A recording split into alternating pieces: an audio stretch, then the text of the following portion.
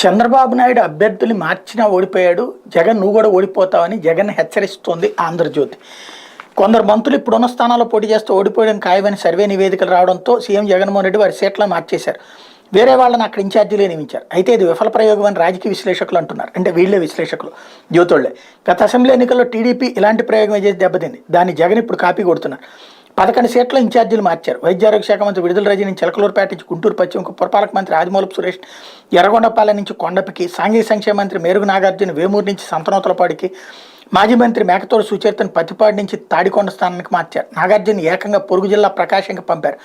ప్రస్తుత నియోజకవర్గాల్లో వాళ్ళపై ప్రజల్లో నెలకొన్న తీవ్ర వ్యతిరేకత కొత్త నియోజకవర్గాల్లో ఉండదని, దీనివల్ల గెలవగలుగుతారని వైసీపీ ముఖ్యులు అంచనా వేస్తున్నారు. అయితే ఈ ప్రయోగాన్ని గత అసెంబ్లీ ఎన్నికల్లో టీడీపీ చేసి విఫలమైంది. అప్పటి మంత్రి కేఎస్ జవహర్ను పశ్చిమ గోదావరి జిల్లా కొవ్వూరు నుంచి, కృష్ణా జిల్లాలో తిరువురికి, విశాఖ జిల్లా పాయకరావుపేటలో అప్పటి సిట్టింగ్ ఎమ్మెల్యే వంగలపూడి అంతుని కొవ్వూరికి మార్చారు. వీళ్ళు కూడా సొంత నియోజకవర్గాల వ్యతిరేకత ఎదుర్కోవడంతో జిల్లాలు దాటిస్తే విజయం సాధించవచ్చని నాటి సీఎం చంద్రబాబు ఈ ప్రయోగం చేశారు. కానీ వాళ్ళిద్దరూ ఓడిపోయారు. పాత నియోజకవర్గాలు వేరే అభ్యర్థులను పెట్టినా వాళ్ళు గెలవలేదు. అప్పటికే ఆ నియోజకవర్గాల జవహర్ అనితపై వచ్చిన వ్యతిరేకత పార్టీకి విస్తరించిందని, అందుకే అభ్యర్థులు మార్చిన ఉపయోగం లేకుండా పోయిందని అప్పట్లో టీడీపీ సీనియర్ నేత ఒకరు ఆపోయారు. ఇప్పుడు వైసీపీ సిట్టింగ్ ఎమ్మెల్యేలను అటు ఇటు మారుస్తున్నారని, అయినా ఓటమి తప్పదని, తమ విఫల ప్రయోగాన్ని జగన్ కాపీ కొట్టి చేతులు కాల్చుకుంటున్నారని ఆయన తాజాగా వ్యాఖ్యానించారంటూ వీళ్ళే పెట్టుకొచ్చారు. ఇందులో తెలంగాణలో బీఆర్ఎస్ ఓటమి వైసీపీ నాయకత్వంపై పెద్దగా ప్రభావం చూపిందని, దాంతో ఆ పార్టీ అభ్యర్థులు మార్పు దిశగా పరుగులు తీస్తుందని రాజకీయ వర్గాలు వ్యాఖ్యానిస్తున్నాయి. బీఆర్ఎస్ 2018 ఎన్నికల్లో సిట్టింగ్ ఎమ్మెల్యేలందరికీ టికెట్లు ఇచ్చింది, వాళ్ళంతా గెలిచారు. దాంతో ఇప్పుడు కూడా 7-8 మందిని తప్ప సిట్టింగ్లందరినీ మళ్ళీ నిలిపింది. కానీ వాళ్ళలో ఎక్కువ మంది ఓడిపోయారు.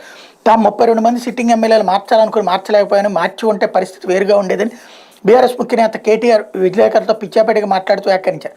ఆ ప్రభావం ఇప్పుడు వైసీపీపై పడింది. దీంతో ఆ పార్టీ కూడా 50 మందికి పైగా సిట్టింగ్లు మార్చే పనిలో ఉందని రాజకీయ వర్గాల ప్రచారం జరుగుతుంది.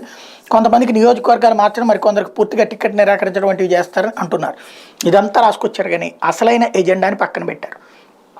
కమ్మ ప్లస్ కాపు కాంబినేషన్ తీసుకురావడంతో BC plus SC plus ST plus Muslim plus Christian అన్నటువంటిది జగన్ ఫార్ములా. వీళ్ళు ఒక ఫార్ములాతో వెళ్తే అతను ఇంకో ఫార్ములాతో వెళ్తున్నాడు. ఇది అసలు విషయాన్ని పక్కనకి దాడి మళ్లించేసి ఏదేదో కథలాడడం అన్నది వీళ్ళకే చెల్లింది.